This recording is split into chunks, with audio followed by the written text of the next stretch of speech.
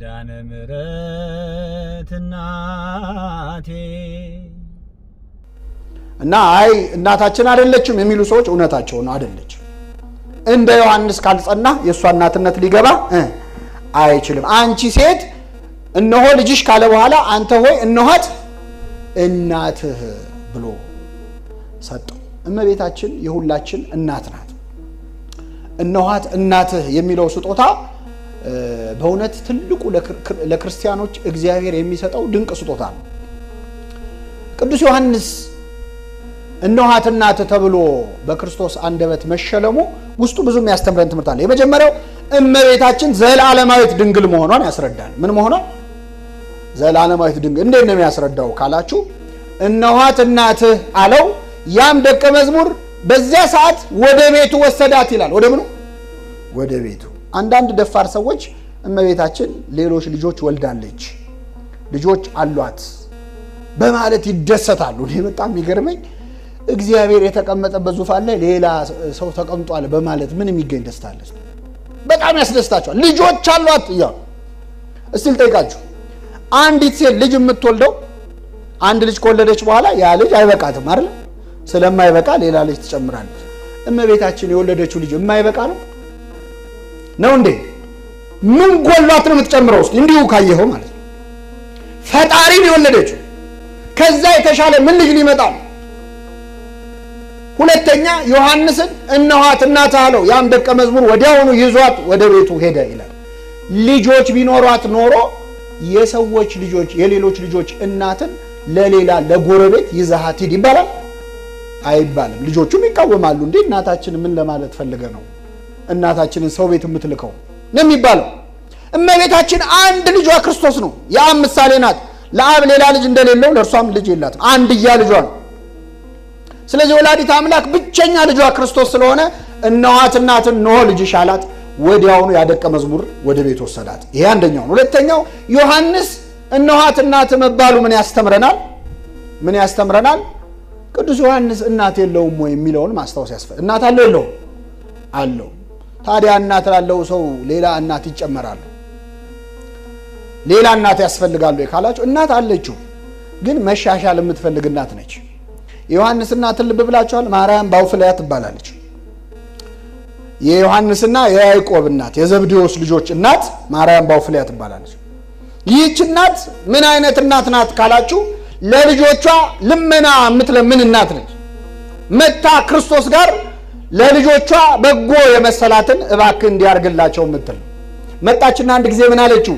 ጌታ ሆይ በክብርህ በነገስክ ጊዜ በዙፋን በተቀመጥክ ጊዜ ልጆቼን በግራህና በቀኝ አስቀምጥልኝ አለችው። ክርስቶስ እነግሳለሁ ሲል ምድራዊ ንጉስ የሚሆን መስሏት ቀኝ አዝማችና ግራ አዝማች ልታረጋቸው ማለት ነው ልጆች። ክርስቶስ ይህን ጊዜ ምን አለ? የምትለምኑትን አታውቁ። ክርስቶስ ነግሳለሁ ያለው በምን ላይ ነው? የሚደፋው ዘውድ አይደለም። ምንድን ነው? እሾህ ነው። ስለዚህ እቺ ሴት ሳታውቀው መታ ልጆቼ ምን ይበሉን ያለችው? መልሱልኝ። በግራና በቀኝ ምን ይበሉ? ይሰቀሉ። በእውነት የለመነውን ሁሉ ስላልሰማን ስሙ የተመሰገነ ይሁን። አሁን እግዚአብሔር የለመነውን ሁሉ ቢሰማን እንደው በሰላም እንኖር ነበር። እዚህ መሃል ወጣቶች ብዙ አላችሁ። የወጣቶች ልመና ብዙ ጊዜ በትዳርና ትዳር ነክ ጉዳዮች ላይ ያጠነጥናል አይደል? አሁን ምን ለምነው ልመና ግን ይቀያየራል። ዛሬ የምንፈልገው ሌላ፣ ነገ የምንፈልገው ሌላ። እንደው እባክህ መድኃኒዓለም ይህን አድርግልኝ ይልና አንድ ሰው ከረም ብሎ ይመጣና በቃ የባለፈውን ተወው ይላል። ማመልከቻ እንኳን እኮ ስርዝ ድልስ ሲበዛው ጥሩ አይደለም አይደል? እንሰርዛለን። አቤት የጸሎታችን አይነቱ ዥንጉርጉር እኮ የለመነውን ሁሉ ስላልሰጠን ስሙ የተመሰገነ ይሁን። በቃ ጀን ቁጥር ቢሰማን ኖሮ እኮ ገደል ገብተናል እስካሁን።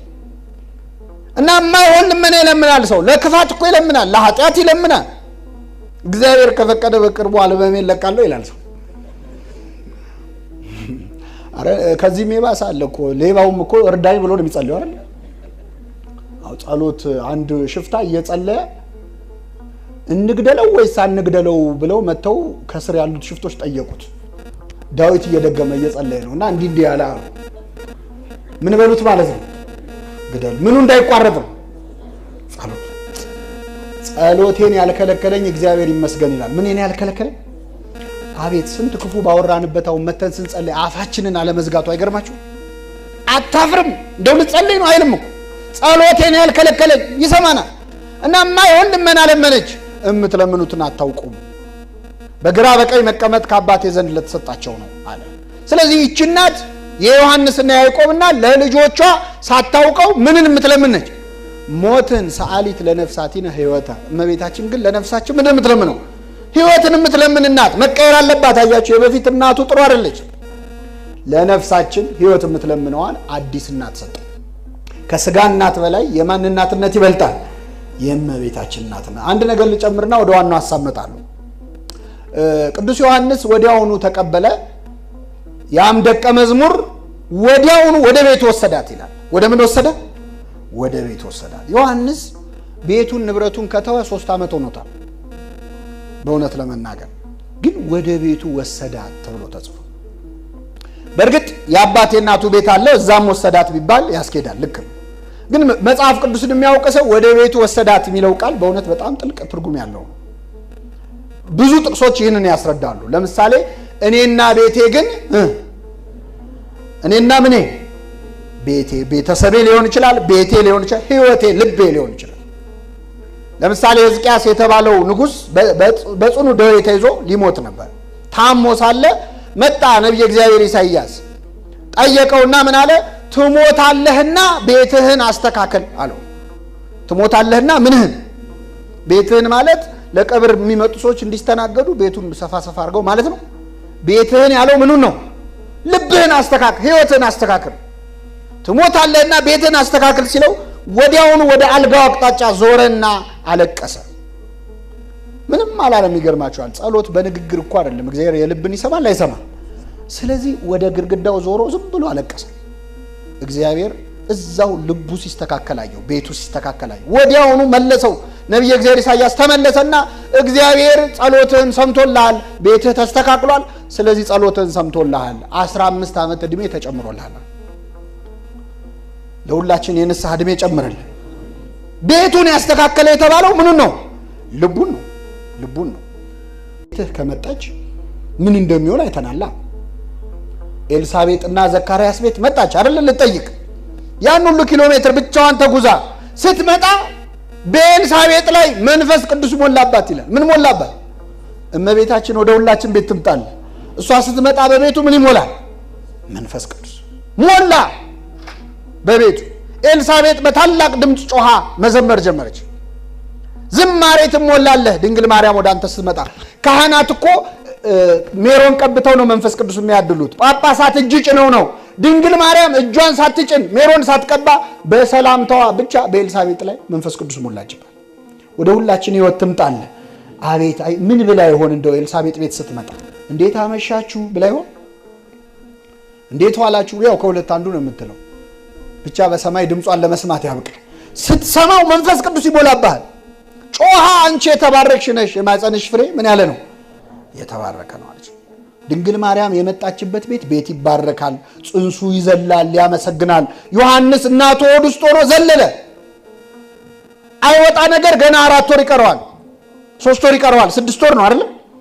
ይቀረዋል፣ መውጣት አይችል። ስለዚህ ውስጥ ሆኖ የእናቱን ሆድ በሩን አንኳኳ። ውስጥ ሆኖ ተንቀሳቀሰ።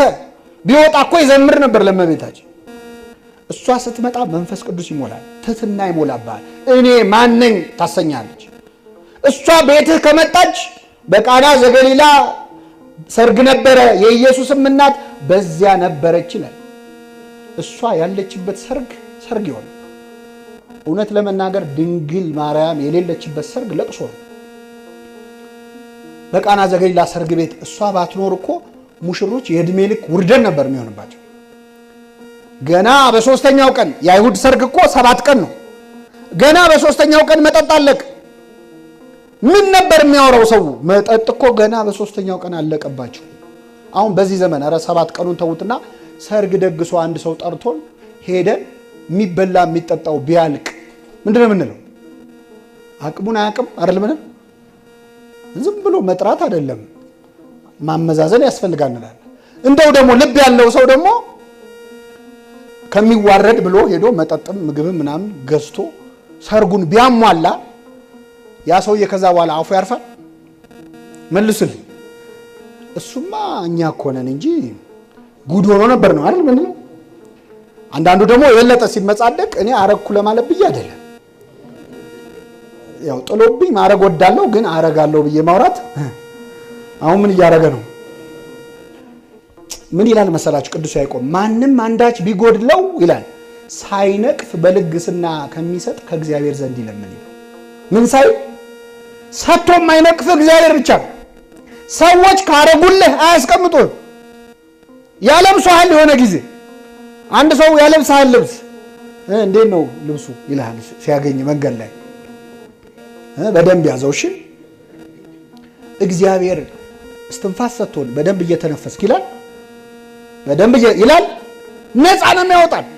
የሰጠህ ስጦታ ሳይነቅፍ ነው የሚሰጥህ። እግዚአብሔር የለም ትላለህ ሁሉ ስጦታውን ይዘህ። እግዚአብሔር የለም የሚሉ እኮ አሉ ስጦታውን ተቀብለው፣ አንድ ቃል ግን አይናገር እና ይዋረዱ ነበር እነዚህ ሙሽሮች። ወላዲተ አምላክ እዚያ ሰርግ ቤት ነበረች። እሷ የሌለችበት ሰርግ ቤት ከመገኘት ይጠብቅ። ብዙ ነገር ሊኖር ይችላል። ጥሩ አዳራሽ ሊኖር ይችላል። ጥሩ ፎቶ ሊኖር ይችላል። ጥሩ ድግስ ሊኖር ይችላል። ድንግል ማርያም ከሌለችበት ግን ችግር አለ። ነበረች የኢየሱስ እናት፣ አላዋረደቻቸውም። ሰው እንኳን አልሰማም። ጉድለታቸው ማንም ሳይሰማ፣ ሰው ብቻ አይደለም ሙሽሮቹ ራሱ አልሰሙ። ተከብረው ተቀምጠዋል። እነሱ አገር አማን ብለው ሰርግ ነው ብለው ቁጭ ብለዋል። ችግራቸውን ሳይሰሙ ፈታችላቸው። እንደ ጎደለን የማናውቀውን ነገር እኮ ታያለች እመቤታችን። ስንት እኮ እንደ ሙሽራ ቁጭ ብለን የተፈታ ችግር አለ ታውቃላችሁ። እመቤታችን እንኳን ቀሚሷን ይዞ አማልጅን ብለን ለምነና ቀርቶ ማለት በማናውቀው ጉድለታችን እንኳን ትለምናለች ወላዲተ አምላክ ለሁላችን ትለምንልን እና እሷ የተገኘችበት ሐዋርያትስ መንፈስ ቅዱስ የወረደላቸው እኮ ከነሱ ጋር ሆና ነው። እሷ እኮ መንፈስ ቅዱስ ልትቀበል አይደለም ልትጸልይ የገባቸው አብራቸው። የማርቆስ እናት ቤት የቆመችው እሷማ መንፈስ ቅዱስ ይጸልልሻል የተባለችው ገና ስትጸንስ ነው አይደል? ከጰራቅሊጦስ በፊት ጰራቅሊጦስ የተደረገላት ናት ወላዲተ አምላክ። የመንፈስ ቅዱስ ማደሪያ ናት እሷ። ግን ከሐዋርያቱ መሃል ከሆነች ሐዋርያቱ ጸጋቸው ክብራቸው ይጨምራል እና እመቤታችንን ወደ ሁላችን ሕይወት ለመጨመር ያብቃል።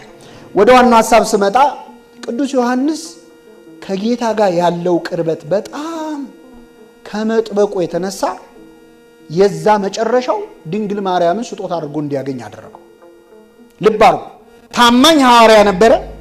ጌታ ይወደው ነበረ። ከክርስቶስ ደረት በጣም ተጠግቶ ነበር።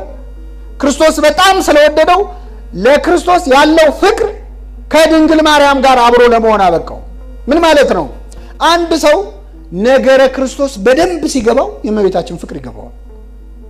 ወደ ክርስቶስ ካልተጠጋ፣ ጌታ በዋለበት ካልዋልክ፣ ባደረበት ካላደርክ፣ ወደ ደረቱ ተጠግተህ የቃሉን ወተት ካልጠጣ የድንግል ማርያም ፍቅር አይገባም። ብዙ ጊዜ እኛ ገልብጠን የምንናገር ሰዎች አለን። አንድ ሰው መጀመሪያ ነገረ ማርያም ሲገባው ነው ክርስቶስ የሚገባ አይደለም። ነገረ ክርስቶስ ሲገባህ ነው ነገረ ማርያም የሚገባ። እስቲ ነገረ ክርስቶስ በሉ። የነገረ ማርያም እናት ነው። አንድ ሰው መጀመሪያ ክርስቶስ ማን እንደሆነ ሲገባው፣ አምላክነቱ፣ ጌትነቱ፣ ፈጣሪነቱ ሲገባው፣ በደንብ የክርስቶስ ፍቅር ልቡ ሲገባ ይህንን አምላክ ነው ለካ የወለደችው ብሎ ማንም ማክበር ይጀምራል። እመቤታችን። ክርስቶስ ውስጡ የሌለ ሰው ግን እመቤታችንም ለማክበር ይቸገራል። ለዚህ ነው ሐዋርያት የመጀመሪያ ስብከታቸው ስለ እመቤታችን አልነበረም።